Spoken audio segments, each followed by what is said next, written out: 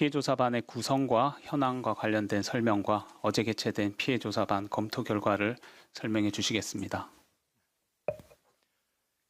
먼저 예방접종 피해조사반의 구성에 대해서 간단히 소개를 올리도록 하겠습니다. 예방접종 피해조사반은 원래 10명 이내의 위원으로 구성되어 있도록 되어 있습니다. 현재는 8분으로 구성되어 있습니다. 각 의료 전문가들을 바탕으로 해서 구성이 되어 있습니다.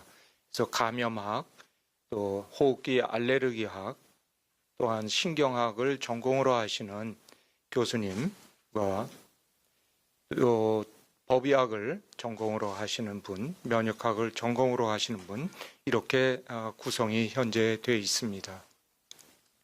그리고 이 예방접종 피해조사반에서의 그 하는 역할은 우선 백신 예방접종을 하고 나서 발생하는 중증 이상 사례가 있는 경우에 그 백신의 이상 유무에 대해서 검증을 하고, 또한 그 중증 이상 반응과 백신과의 인과관계를 확인하는 작업을 합니다.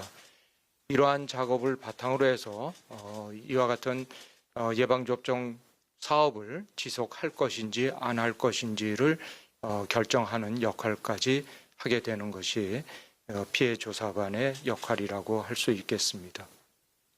이상으로 그 피해조사반 운영이나 구성에 대해서 간단히 말씀을 드렸고, 이제부터는 어제 진행됐던 그 회의 결과에 대해서 말씀드리겠습니다. 어저께는 코로나19 예방접종 후에 사망하여 신고된 8분에 대한 예방접종과의 인과관계에 대해서 조사를 하였습니다. 조사를 할 때의 그 원칙은 3가지로 나뉘었습니다. 첫 번째는 백신 자체의 이상 유무에 대한 것이고, 두 번째는 백신에 의한 중증 이상 반응, 특히 코로나19 백신인 경우에는 아나필락시스의 발생 여부를 같이 검토하였습니다. 세 번째로는 사망자께서 갖고 계셨던 기저질환의 유무에 대해서 검토를 하였습니다. 우선 백신 8분에 대해서 백신 자체에 대한 검사를 조사를 하였습니다. 우선 동일한 예방접종 약을 갖고 접종을 같은 날 하셨고 같은 장소에서 하셨던 분들에게서 나타나는 그 예방접종 중증 이상 반응 유무를 확인하였습니다. 그러나 그런 데에서는 아무런 동반 사례가 없었기 때문에 예방접종 자체의 백신 자체의 문제라든가 또는 백신 접종 과정에서의 문제는 없었다고 판단을 하였습니다.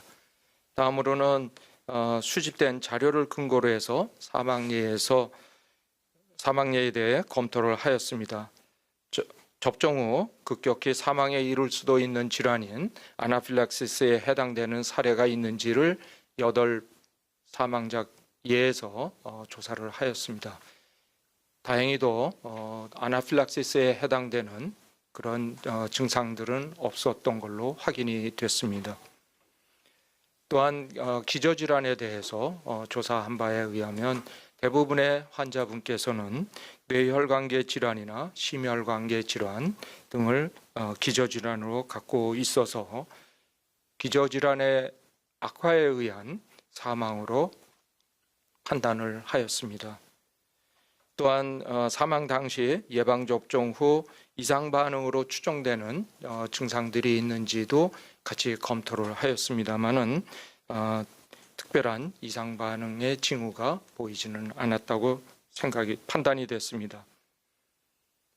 따라서 결론적으로 코로나19 예방접종 후 사망 신고된 8건에서는 예방접종 후 이상 반응과 사망과의 관련성이 인정되기 어려운 것으로 잠정적으로 결정을 내렸습니다.